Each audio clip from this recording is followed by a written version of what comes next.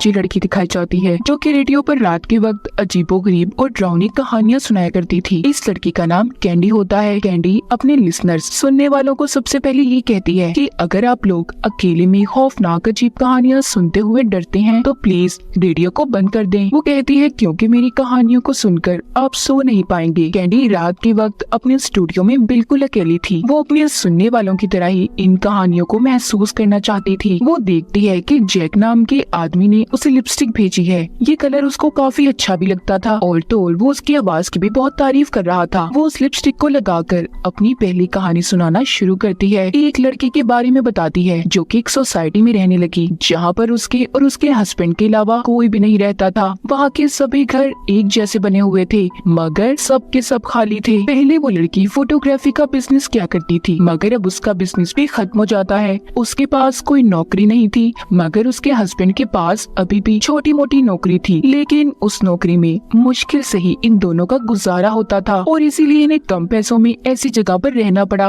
वो लड़की उस माहौल में रहकर ऐसा महसूस करने लगी कि वो बिल्कुल अकेली है, उसके आस पास कोई नहीं। तभी जब वो एक दिन उठती है तो वो देखती है वहाँ बाहर कुछ फॉक्स लोमड़ियाँ उसके कचरे से खाना तलाश कर रही हैं। उन्हें देखकर वो बाहर आती है तो वो लड़की वहीं पर उन आवारा लोमड़ियों की तस्वीरें लेने लगती है। उसे अब उनके साथ रहना अच्छा लगता था। वो सोचती है कि इन लोमड़ियों की जिंदगी कितनी अच्छी है ना, कि ना ही इन्हें कोई फिक्र है और ना ही किसी चीज के बारे में सोच। वो अब दिन रात उनके साथ रहने लगी और तस्वीरें बनाने लगी। उसे उन लोमड़ियों के साथ रहकर ऐसा लग रहा था जैसे उनके साथ उसका कोई रिश्ता है। उसे जहाँ पर लोमड़ियों के साथ अच्छा लगता था तो वहीं पर उसे अपना हस्बैंड अपन जान लगने लगा। रोजाना जैसे ही उसका हस्बैंड काम पर जाता वो अपना सारा दिन उन लोमड़ियों के साथ गुजारती। एक दिन रात को उसका हस्बैंड उसके कैमरे को देखता है। वो ये देखकर हैरान था कि जितनी भी तस्वीरें हैं सब फॉक्स लोमड़ियों की हैं। उनको उसने बहुत ही करीब से लिया हुआ है जो दिखने में बहुत ज्यादा डरावनी थी। वो उससे पूछता है कि तुम्हारे कैमरे में ऐसी तस्वीरें क्यों हैं और तुम क्यों बदलती जा रही हो। ये सुनकर वो अपने ही घर से भाग जाती है।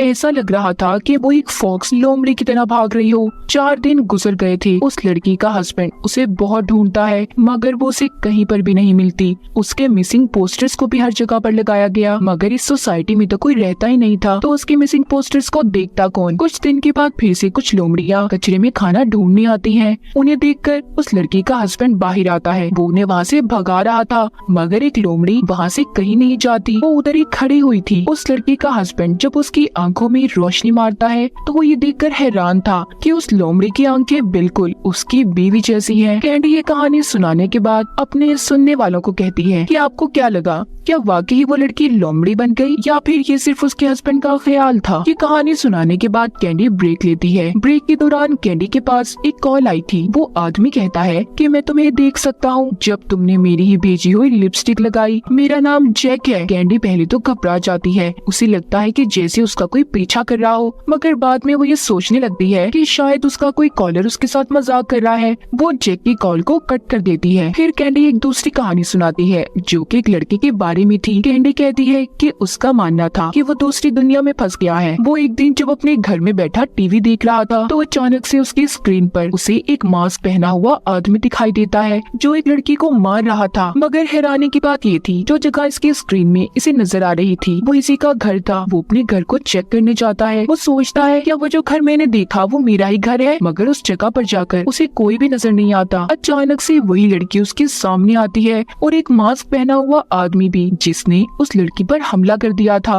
वो देखता है वो लड़की जिसको पहले मास्क वाला आदमी मार रहा था वो वहाँ से भाग जाती है। फिर वो आदमी उस लड़के पर हमला करता है मगर वो भी उससे बचकर कमरे में आ जाता है और जल्दी से पुलिस को फोन करने लगा था। कुछ देर के बाद वो स्क्रीन पर फिर से देखता है उस आदमी ने उसके वर्जन यानी कि उस जैसे लड़के को ही मार दिया था। वो लड़का स्क्रीन पर देखकर ये हैरान होता है कि मैं तो यहाँ पर बैठा हूँ तो फिर भला मुझे कोई कैसे मार सकता है। क्या वो कुछ देर के लिए दूसरी दुनिया में पहुँच गया था। उसे कुछ समझ नहीं आती। अब उसे ये पहेली सारी जिंदगी सुलझानी थी कि आखिर कुछ ही पलों में उसके साथ हुआ क्या था। तभी ये कहानी सुनकर कैंडी को कॉल आती है। एक आदमी कहता है कि क्या पता वो पैरेलल दुनिया में पहुँच गया हो जो बिल्कुल उसी दुनिया जैसी थी।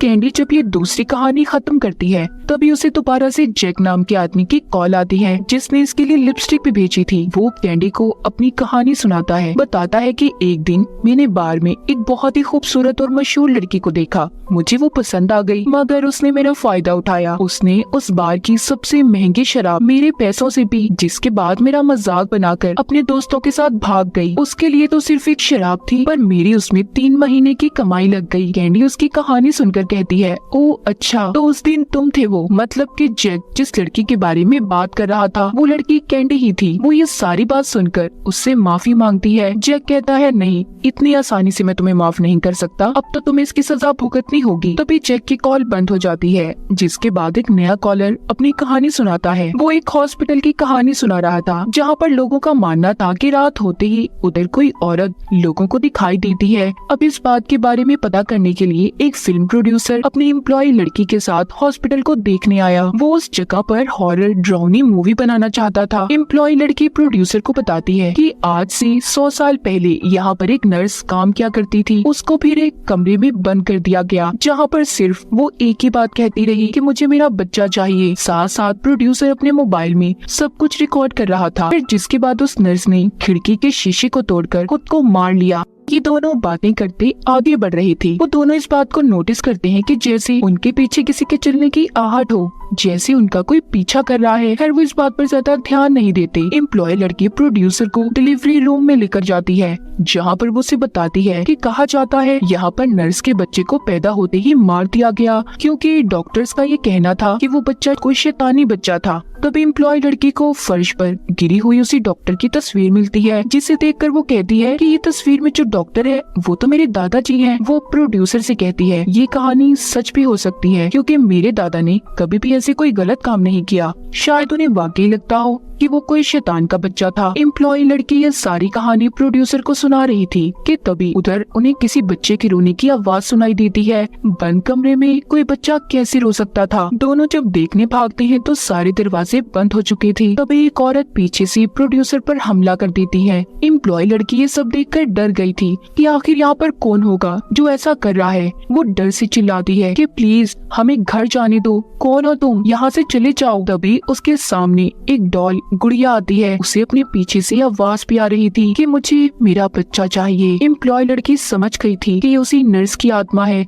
जो अभी तक इस हॉस्पिटल में भटक रही है और लोगों का कहना बिल्कुल सच है। तभी वो यहाँ से डरकर भागने लगी थी। रास्ते में वो देखती है उस नर्स की आत्मा ने प्रोड्यूसर को चीड़ फाड़ करके मार दिया था। ये देखकर तो वो एम्प्लॉय लड़की और ज्यादा डर गई थी। अब वो भागकर उसी जगह पर जाने लगती है जहाँ पर नर्स को रखा गया था। उसके पीछे नर्स की आत्मा भी चलकर आ रही थी जो बार बार सिर्फ यही कहती है कि मुझे मेरा बच्चा वापस दो। एम्प्लॉय लड़की जिस कमरे में थी वो अचानक से बंद हो जाता है। कैंडी ये कहानी खत्म होने के बाद कहती है कि आखिर आप लोगों को क्या लगता है नर्स की आत्मा ने उस लड़की के साथ क्या किया होगा।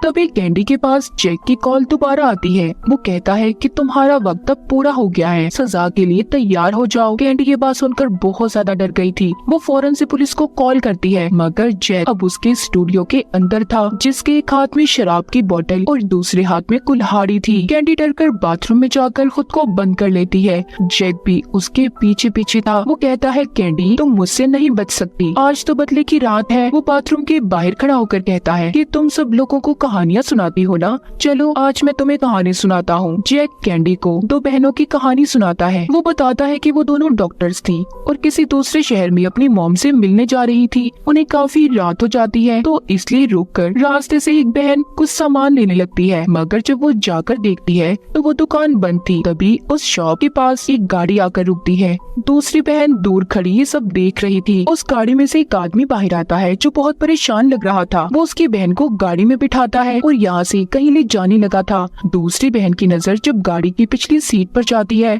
जो दूर खड़ी है सब कुछ देख रही थी, तो वो देखती है एक औरत खून में लथपथ है और मदद के लिए पुकार रही है। ये देखकर वो बहुत ज्यादा डर जाती है और फौरन से पुलिस को कॉल करती है क्योंकि उसे लग रहा था कि वो आदमी उसकी बहन को अगवा कर ले जा रहा है और जो औरत उसकी पिछली सीट पर है वो उसे मारना चाहता है। वो गाड़ी में उस आदमी का पीछा करती है। उसका सारा ध्यान फोन पर था, इसीलिए उसकी गाड़ी उस अनजान आदमी आदमी से टकरा जाती है, जिससे उस आदमी की गाड़ी एक दरख्त पर जाकर लगी थी। उस दरख्त की टहनियाँ उसकी गाड़ी के आगे के शीशे को तोड़ देती हैं, जिस वजह से सभी उस गाड़ी में मर गए थे। जब वो उस गाड़ी का दरवाजा खोलकर देखती है तो उसकी बहन के हाथ में छोटा सा बच्चा था जो कि रोए जा रहा था। यहाँ पर उसे समझ आती है कि उसने कितनी बड़ी गलती कर दी। वो आदमी कोई किडनैपर नहीं था, बल्कि वो तो अपनी प्रेग्नेंट वाइफ को हॉस्पिटल लेकर जा रहा था। उसने उसकी बहन से मदद मांगी क्योंकि वो डॉक्टर थी और उसकी बहन भी अपनी मर्जी से उनके साथ गई थी। फिर जिसके बाद वो आदमी तेजी से हॉस्पिटल की तरफ जाने लगा, मगर वो लड़की समझी कि वो आदमी उसकी बहन और उस औरत को अगवा करके कहीं पर ले जा रहा है। उसने गलती से उनका एक्सीडेंट कर दिया, जिसमें वो सारी फैमिली और साथ ही उसकी बहन भी मर गई। बचा था तो सिर्फ उनका बच्चा। जैक जो की कहानी कैंडी को बाथरूम के बाहर खड़ा सुना रहा था, वो कहता है कि ये सारी कहानी सच है। जैसे उस लड़की ने बिना कुछ सोचे समझे उस आदमी के बारे में गलत सोच बना ली, इसी तरह तुमने मेरे साथ किया। वो कहता है उस रात तुमने अपने दोस्तों के साथ मिलकर मेरा बहुत मजाक बनाया, मेरी उसमें 3 महीने की कमाई लग गई। अब वो उसे बाहर आने की वार्निंग देता है, कहता है कि अब तुम खुद ही दरवाजा खोलकर बाहर आओगी या मैं अंदर आ जाऊं। वो कुल्हाड़ी से दरवाजे को तोड़ने लगा था। कैंडी जैक की बातों से बहुत ज्यादा डर गई थी, इसीलिए डरकर वो दरवाजा खोल देती है। जैक बाथरूम के अंदर चला गया था। कुछ देर के बाद कैंडी बाथरूम से अकेली बाहर आती है और आकर अपने स्टूडियो में बैठ गई थी। उसका चेहरा खून से भरा हुआ था। वो ऑन एयर आकर अपने लिसनर से कहती है कि आज आपको सबसे अजीब और खतरनाक कहानी सुनाने वाली हूँ। हम बाथरूम में देख पाते हैं जहाँ पर जैक की लाश पड़ी थी। कैंडी ने उसी की कुल्हाड़ी से उसके टुकड़े टुकड़े कर दिए थे। आखिर में कैंडी को दिखाया जाता है जो कहती है कि ये नाइटमेयर रेडियो है, जहाँ पर अजीब और खतरनाक कहानियाँ कभी खत्म नहीं होंगी। और इसी के साथ हमारी इस फिल्म की कहानी भी यहीं पर खत्म हो जाती है।